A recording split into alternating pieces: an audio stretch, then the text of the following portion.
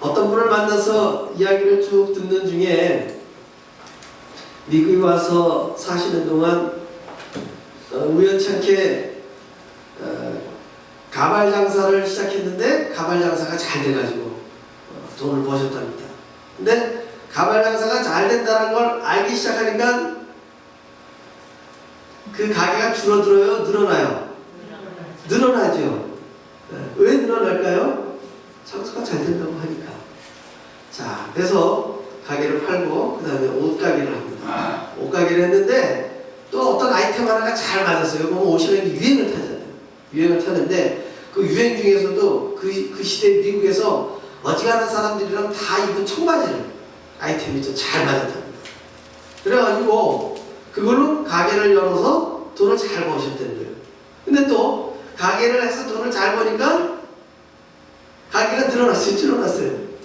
다른 가게가 또 늘어나는 거예요. 왜 그랬을까요? 장사가 잘 되니까. 그럼 보세요. 우리가 세상 이치도 말입니다. 음식점 잘 된다니까. 여기서도 늘어났죠. 우리 세상 이치도 어떤 일이 잘 되어진다 그러면 어떻게 돼요? 가게가 늘어나요. 여기에 계신 분들 가운데에 그런 이치를 다 한 번쯤은 경험해 보신 분들이 계셔요. 그런데 이것이 단순히 금전적인 것뿐만 아니라 생명을 살리는 일이다. 그럼 어떻게 돼요?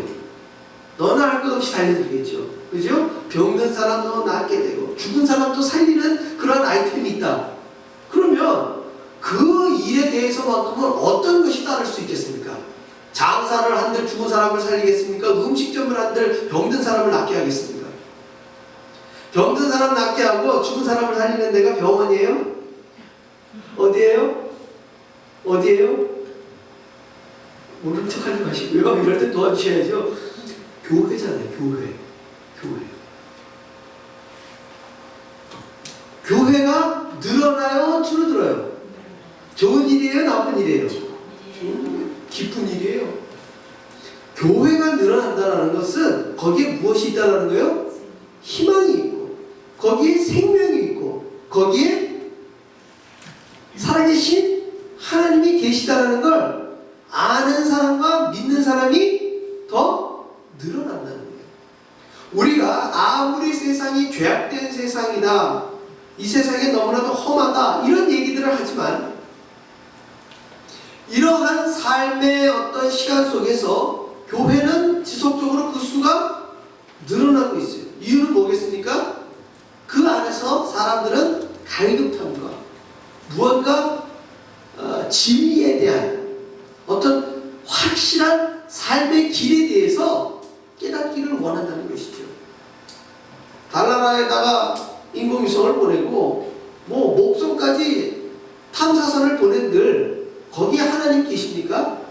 사실 엑스레이를 찍고 MRI를 아무리 찍어봐야 저와 여러분 속에 있는 성령 하나님을 발견할 수 있어요? 없어요? 발견할 수 없는 거예요.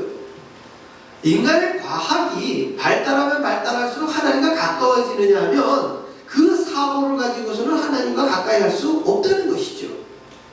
바울은 오늘 고린도전서 15장에서 굉장히 중요한 얘기를 합니다. 그 얘기가 뭐냐? 복음의 핵심을 얘기하고 있어요. 복음의 핵심. 그것이 바로 3절과 4절인데요. 내가 받은 것을 먼저 너희에게 전하였나니 이는 성경대로 그리스도께서 우리 죄를 위하여 죽으시고 장사 지낸 바 되셨다가 성경대로 사흘 만에 다시 살아나사. 할렐루야. 여러분 이게 귀가 따갑도록 여러분들이 들으신 거예요. 이 내용은. 그렇지만 이 내용이 바로 복음의 뭐다? 핵심인 거예요. 그러면 고린도 전서라는 긴 편지글 가운데에 왜 15장 말미에 와가지고 이 글을 전했을까요? 첫째, 고린도 교회에는 아직도 복음이 뭔지에 대해서 헷갈리는 사람들이 많다는 거예요. 왜? 이방 지역이고 이방의 문화와 이방의 철학과 그 당시 헬라 문화로 헬레니즘 문화의 영향을 받아서 여러분들이 아는 무슨 아리스토텔레스니 플라톤이니 이런 사람들이 전한 그 철학 사조가 그 당시 사람들한테 만연되어 있는 시기예요. 그렇기 때문에 이 사람들은 그리스도 예수를 자기들이 알고 있는 어떤 이데올로기, 즉 사상이나 개념으로 분석을 하는데 분석이 돼야 안 돼요. 분석이 안 되면 진리가 아니라고 얘기를 하는 거예요. 이러한 생각들이 어디까지 들어왔다? 어디까지? 교회 안에. 그러니까 예수님이 병자를 고치신 거 증인들이 있잖아요. 믿겠다. 죽었다가 살아난 사람? 나사로를 만나보니까 그 말도 믿겠다. 그런데 예수님이 죽으셨다가 살아나서 승천을 하셨다? 이거는 내가 못 믿겠다는 거예요. 왜? 자기가 못 봤으니까. 근데 여러분, 내가 보지 못했다고 해서 진리가 아닙니까? 내가 이해가 안 되면 진리가 아닙니까? 그렇지 않은 것이거든요. 진리는 어떤 사람의 이해를 하고 안 하고를 떠나서 진리는 진리 그대로 처음과 나중과 영원히 어떻게 돼요? 다 똑같이 이어지는 거예요. 제가 아주 쉬운 얘기 하잖아요. 구구단이 한국에서는 맞았는데 미국 오니까 살짝 바뀌어요. 미국에서 만든 구구단이 캐나다 가면 살짝 바뀝니까? 그렇지 않거든요. 어느 나라에 가나 구구단은 같이 구구단으로 똑같은 얘기예요. 아주 단순한 진리이지만 그 진리라는 것은 다른 사람이 사는 곳이나 우리가 사는 곳이나 남자나 여자나 나의 고하를 막론하고 누구에게나 동일하게 적용되는 것이 진리예요. 바로 예수님이 죽으셨다가 왜 죽으셨어요? 우리 죄를 위하여. 우리 죄를 위하여 죽으신 거예요. 장사 지낸 바 되셨다가 뭐대로? 성경대로. 이게 중요합니다. 예수님은 당신의 자의, 즉 본인의 의지를 갖고 죽으셨다가 살아나신 것이 아니라 하나님께서 이 땅에 예수 그리스도를 보내실 때에는 뭘 이루시기 위함이다? 성경의 말씀을 이루시기 위함이라는 것이죠.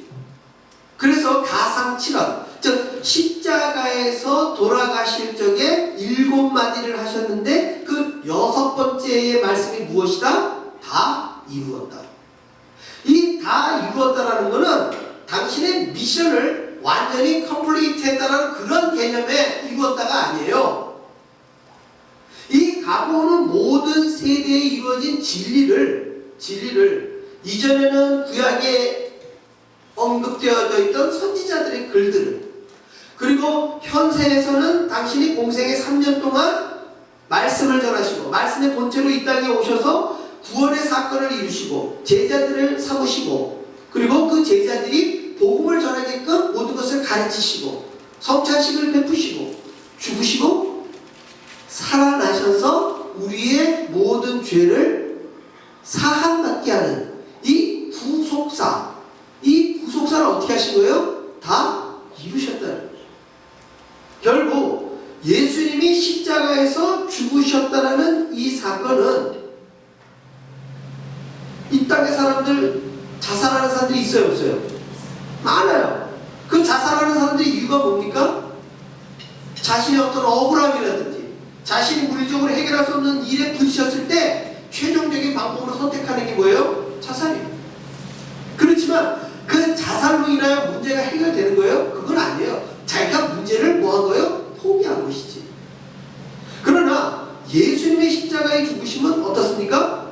모든 문제의 해결점의 실마리라는 것이죠. 사단은, 공중의 권세 잡은 자는 예수 그리스도, 즉 사람의 아들이었던 예수님, 여자의 후손이었던 예수님, 창세기 3장 15절에 나타나서 사단의 권세를 무찌를 그 여자의 후손을 죽인 걸로 인하여 자신들이 승리했다고 믿었지만 이 모든 세상 사람들의 자연적인 이치를 깨트린 것이 있어요. 그게 뭐예요? 죽음의 권세를 깨뜨리고 살아나셨다는 거죠. 하나님은 이 놀라운 사건을 만드시기 위하여 사실은 창세기에서부터, 아니 그 창세기 기록되기 이전부터 이 사건을 뭐하고 계신 거예요? 계획해 놓으셨다는 것이죠. 궁극적으로 이 사건은 저와 여러분이 머리로 이해하는 사건이 아니라 뭐 하는 거라고요? 그 사건을 믿는다는 거예요. 우리는 나라를 세울 때에 헌법이라는 걸 만듭니다. 헌법. 이 헌법 아래에 민법이나 형법, 형사소송법이 이런 다양한 법들이 이루어져요. 그런데 법정에서 민법이나 형법을 검사나 변호사가 이야기할 때 이 판결 자체가 헌법에 위배되면 통과돼야 안 돼요. 부결될 거래요. 그거는 헌법에 위배됨으로 인해서 판결을 다시 아래법으로 보내버린든지 아니면 거기에서 결정을 내려버린다는 얘기예요. 위헌입니다 하면서 땅땅땅. 헌법에 위배되는 거예요. 즉 우리의 믿음과 우리의 성경에 기록된 모든 것은 무엇을 위해서 예언되어지고 기록되어지고 전파되어지느냐? 그리스도의 십자가에 죽으셨다가 살아나심을 우리는 전하는 거예요. 이것이 모든 신앙의 뭐가 되느냐? 헌법과도 같은 거예요. 모든 신앙의 기초와도 같은 거예요. 이것으로 인해서 구약이 완성이 되어지는 것이고 이것으로 인하여서 우리가 복음 전하는 게 완성이 되어지는 거예요. 이 예수 그리스도의 부활의 사건이 이 당시 사람들의 제자들 그리고 심지어 오늘 만삭되지 못하고 태어난 자 같은 바울 자신에게조차 다메섹 도상에서 예수 그리스도를 만남으로 인해서 본인이 그 부활하신 예수님을 어떻게 된 거예요? 만났단 말이에요. 그 만난 것으로 인하여 그 이후 바울은 뭐가 된 거예요? 증인이 되었다는 거예요. 결국 1절과 2절에 형제들아 내가 너희에게 전한 복음을 너희에게 알게 하노니 이는 너희가 받은 것이요 또 그 가운데 선 것이라. 너희가 만일 내가 전한 그 말을 굳게 지키고 헛되이 믿지 아니하였으면 그로 말미암아 구원을 받으리라.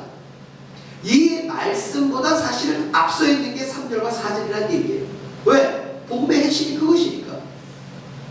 따라서 우리가 신앙생활을 오래 했던 그렇지 않든 성경을 많이 읽었던 적게 읽었던 우리가 예배 시간에 오래 참여했던 그러지 못했던 간에 이 모든 시간과 물리적인 분량을 차치하고 복음의 핵심을 정확하게 알고 있느냐 그렇지 않느냐는 우리가 하나님 앞에 섰을 때에 분명하게 심판받는 가장 중요한 핵심이라는 거예요. 저와 여러분의 어떤 삶의 행동이나 양식이나 노력 여하에 따라서 구원을 받고 구원받지 못함이 아니라 예수 그리스도의 부활의 사건이 나와 관계가 있느냐 없느냐에 대한 믿음이 우리의 영생과 하나님 앞에 의인과 칭함받는 가장 중요한 핵심이 된다는 것입니다. 이것을 우리가 가슴 속에 새겨야 돼요. 우리는 하나님을 알고 믿는 것과 우리의 감성으로 믿음을 갖고 있는 것과는 많은 차이가 있음을 알아야 됩니다. 좋은 영화나 어렸을 때 본 재미있는 동화는 우리에게 웃음을 줄 때도 있고 감동을 줄 때도 있어요. 그렇지만 그것 자체가 저와 여러분의 삶을 변화시키지는 않는다는 얘기예요. 여러분들이 아무리 좋은 영화를 보고서 그 영화 정말 재밌더라 하면서 얘기를 했어요. 그런데 그걸 들은 사람이 고개를 끄덕끄덕하고 박수까지 같이 쳐줬어요. 그런데 그 삶이 변해요? 변하는 건 아니라는 얘기예요. 우리가 슬픈 영화를 보면 뭐 할 수 있어요? 눈물을 흘릴 수 있어요. 그러나 그 슬픈 영화에 내 정서가 동화되었다 하더라도 저와 여러분의 삶이 변화됩니까? 그건 아니에요. 정서적인 동조가 있을 뿐이지 정서적으로 내가 감동을 받았을 뿐이지 그것 자체가 우리의 삶을 변화시키는 건 아니라는 것이죠. 그렇기 때문에 좋은 설교, 감동적인 설교를 듣고 마음의 울림이 있는 것과 그 말씀을 통해 여러분들이 적극적으로 여러분의 삶에 변화를 주는 것은 별것 아닌 것 같지만 엄청난 차이를 나타낸다는 거예요. 요즘 아침 기도의 시간에 민수기를 지금 보고 있습니다. 어제 오늘 민수기에 등장하는 사람 중에 부올의 아들 발람이라는 사람이 등장을 합니다. 선지자예요. 하나님의 말씀을 전하는 사람이었어요. 그런데 이 부올의 아들 발람이라는 사람이 모압 왕 발락이 자신의 나라 속에 있는 많은 신접한 사람들을 다 물리치고 저 부올 땅에 있는 발람, 즉 하나님의 선지자를 불러오라고 합니다. 왜요? 그의 입술 가운데 하나님의 말씀이 임재하는 것을 타 지역 사람이 알았다는 거예요. 요즘 우리말로 친다면 신기가 있다는 걸 모압 왕이 알고 있었던 거예요. 그래가지고 자기 기준으로 발람을 부릅니다. 그냥 그냥 부르면 안 오니까 뭘 두둑히 줬어요? 복채를. 근데 처음 불렀을 때 발락이 안 와요. 그러니까 모압 왕은 무슨 생각을 했어요? 아이고 복채가 저거 없구나. 그래서 복채를 더 많이 줬어요. 그랬더니 발락이 왔어요 안 왔어요? 왔단 말이에요. 성경은 발람이 여러 차례 하나님의 말씀이 임재되어져서 그가 발락에게 하나님의 말씀을 선포하는 내용으로 계속 이어집니다.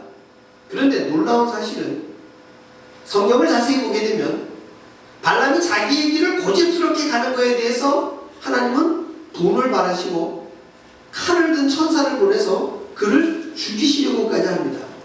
그때 재밌는 사건이 성경에서 짐승이 말을 하는 일이 자주 있지 않아요. 그저 창세기에 보면 뱀이 하와를 유혹할 때 말 한마디 했고요. 그 다음에 보면 이 민수기에 발람이 타고 있던 당나귀가 이 발람에게 얘기합니다. 아니 내가 언제 당신 말을 안 들은 적이 있냐고, 왜 이렇게 날 때리냐고. 하도 길을 안 가고 자꾸 엄한 데로 가니까. 왜? 발람의 나귀 눈에는 앞에 칼을 든 여호와의 사자를 봤거든요. 똑바로 가면 죽을 것 같으니까 길이 아닌 데로 막 피해 간 거예요. 근데 사자가 자꾸 쫓아오니까, 칼을 들고 쫓아오니까 결국은 담벼락에 이 발람의 발이 부딪히니까 아팠던 거예요. 그러니까 이리 가지 말라고 막대기로 막 세게 때렸죠. 그랬더니 나귀가 고개를 돌려갖고 말을 한 거예요. 내가 이전에 당신 내 말을 안 들은 적이 어디 있었냐고. 그러면 정상적인 생각을 갖고 있는 사람은 그 상황에서 어떻게 나와야 돼요? 어떻게 나귀가 말을 하지? 이렇게 나와야 되는데 성경에 보면 그러한 내용 없이 대화를 하고 있어요. 너 그런 적 없었지? 그래 나귀가 이야기하는 거야. 지금 당신과 내가 죽게 되었는데 언제 나를 때리나이까? 그때쯤 되니까 여호와께서 발람의 눈을 열어 길을 막고 있는 사자를 보게 한지라. 이렇게 나왔어요. 나귀의 IQ가 높을까요? 사람의 IQ가 높을까요? 우리는 왜 이와 같은 우화 같은 그러나 현실에 있었던 일을 만날 수 있느냐? 자신의 어떤 고집이나 자신의 어떤 고정관념을 갖고서 있으면요, 하나님의 말씀을 눈으로 읽고 귀로 들어도요, 마음은 어디가 있는 거예요? 내 고집대로 만나는 것이죠. 결국 그 일로 인해서 하나님은 발람을 보내줍니다. 왜? 가려고 계속 이기니까 보내줘요. 그리고 가서 한 차례 두 차례 선포하게 합니다. 그러나 여호와께서 그 입을 주장하시는 분으로 인해서 이스라엘 백성들은 저주하지는 못해요. 계속 축복합니다. 그러니까 나중에 발락이 화가 나가지고 그냥 가버려라 하면서 발락은 자기 길로 가버리고 발람도 자기 길로 가버리는 것으로 민수기는 마무리가 되어져요.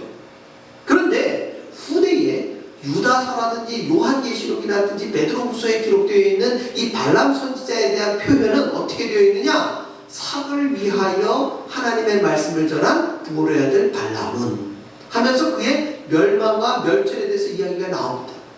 민수기 역시도요, 그 발람의 이야기 뒤에 보면 모압 왕을 치고 그 땅을 침몰할 때 누구를 살려주지 않아요? 발람을 살려주지 않습니다. 하나님은 그의 삶을 끝내버린다는 것이죠. 바울은 이 고린도 교회 사람들이 하나님의 말씀을 아는 것과 믿는 것과 전하는 것에 엄중한 하나님의 계획이 있음을 바울은 알고 있어요. 그렇기 때문에 복음을 자신들의 어떤 기준을 갖고 이해하지 말라는 거예요. 자신들의 철학 사조를 갖고서 분석하지 말라는 거예요. 자기들이 알고 있는 개념을 갖고 정리해서 그것이 복음인 것 같이 얘기하지 말라는 거예요. 내가 너희에게 전한 그 말씀을 전하라는 거예요. 그 말씀을. 그리고 너희가 그 말씀을 믿으면 뭐 받는다? 구원받는다. 그게 바울이 이야기하고자 하는 핵심이에요. 그래서 15장 1절, 2절, 3절, 4절은 저와 여러분이 볼 적에는 감동이 약할 수 있어요. 그러나 고린도 교회 교인들에게는 이 말씀은 매우 중요해요. 왜? 그들이 영생을 얻느냐 아니면 멸망의 길로 가느냐가 이 1절로 4절까지 있는 말씀을 그 사람들이 받아들일 것이냐 그대로 부정할 것이냐. 에이 바울이 또 우리한테 잔소리하려고 이걸 썼구만, 이렇게 하는 것이냐, 아니면 정말 복음의 핵심으로 받아들일 받아들여서 믿고 영생을 얻을 것이냐는 누구의 선택에 달려있는 거예요? 이 고린도 교회 교인들에게 달려있는 거예요. 오늘날 우리에게 고린도전서 말고도 뭐가 있어요? 복음서가 있고 다른 성경책이 있어요. 이것이 우리에게는 얼마나 큰 복인지 몰라요. 왜? 이 고린도전서를 받고 있었던 이 사람들은요, 뭐가 없었어요? 성경책이 없어요. 그들이 예배 드릴 때 들을 수 있는 말들은 그저 게바가 와서 잠깐 하는 말, 아볼로가 와서 잠깐 했던 말, 그 말을 기억해가지고서 남아 있었던 교사들이 전하는 말, 그리고 여러 풍문으로 돌아와가지고 보는 근거 없는 어떤 큐문서라고 하는 그 당시에 예수님의 어록들 같은 거, 이런 것들을 가지고 예배 시간에 예배를 드렸어요. 박선일 목사님이 그 전에 그런 말씀을 하시더라고요. 당신이 이 중국에 가서 연변에 대학도 세우고 많은 그 부흥회들도 이끌었는데 어느 처소교회를 가봤더니만 그 처소교회에 있었던 교인이 노트를 하나 보여주더래요. 그 보여주는 걸 보니까 당신 설교랍니다. 당신 설교가 라디오를 통해서 나오는 거를 이 조선족이 한글로 받아 적어가지고 설교를 받아 적어가지고 자기들 예배 모임 때 그거 뭐 하는 거예요? 낭독하는 거예요. 왜? 설교자도 부족하고 성경도 부족하고 성경은 있지만 그것을 해석할 만한 사람들이 상대적으로 적으니까 유명한 한국의 목회자들이 한국말로 하는 설교를 라디오에서 나오든 어디에서 나오든, 왜냐하면 그 당시에는 오늘날처럼 인터넷이 발달되어 있는 상태가 아니었기 때문에 그저 단파 라디오 같은 거, 극동방송이라든지 이런 것들을 통해 가지고 그 라디오 방송에 나오는 설교문을 적어가지고, 그랬다가 그 사람들이 교회에서 박선영 목사님을 만나니까 누구 만난 듯이?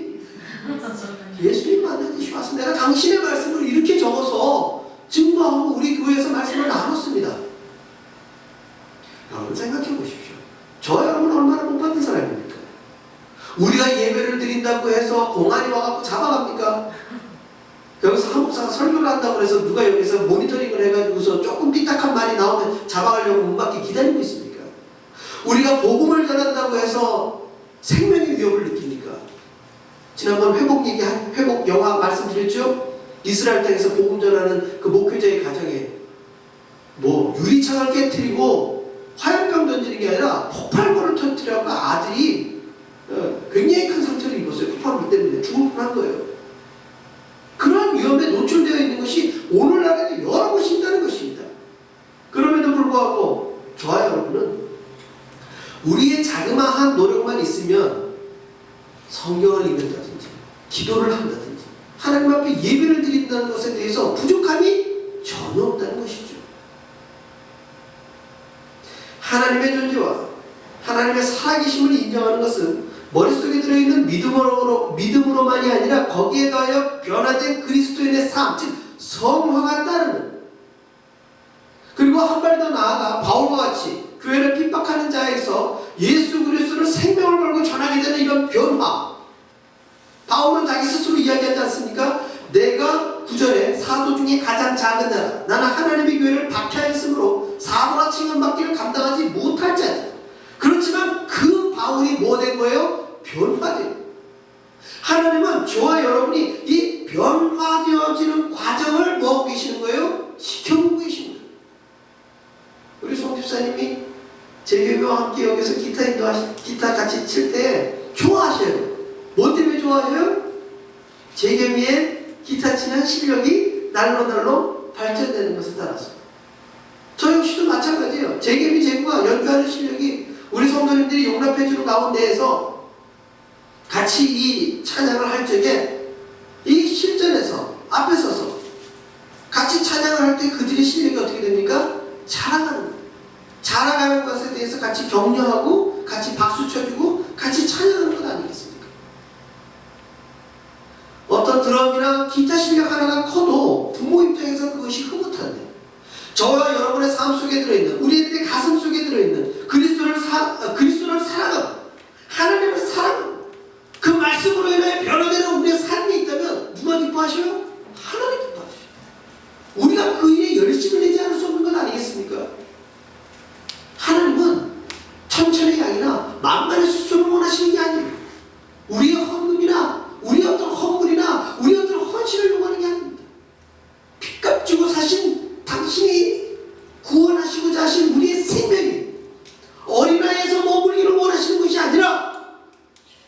날마다 자라기를 원하십니다. 그 자라감을 바라보시며 누가 기뻐하시느냐? 하나님이 기뻐하십니다. 너희 하나님 여호와가 너희 중에 계시니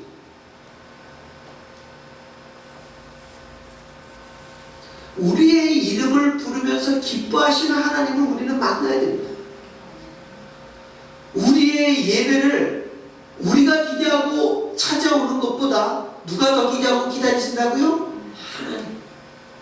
이 예배는 우리의 약속으로 드리는 어떤 미팅 장소가 아니에요.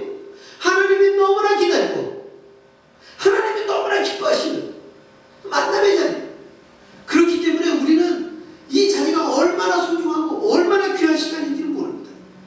장사 잘 되는 것 때문에 가게를 여는 그런 세상의 이치가 있는데 우리는 생명을 걸고 우리의 생명을 기대하시는 그 하나님의 귀한 이 예배의 절, 기도의 자리, 우리가 이것을 목숨 걸고 지키고 우리가 이것을 생명을 걸고 전할 때 거기에 힘이 있는 겁니다.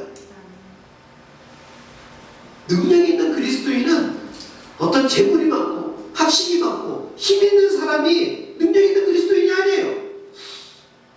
정말 능력 있는 그리스도인은 내가 세상에 가장 작은 자라 할지라도 예수 그리스도의 생명이 내 안에 있음을 전할 수 있는 능력이 있는 사람이에요. 하나님 오늘도 그 사람을 기다리고 계십니다.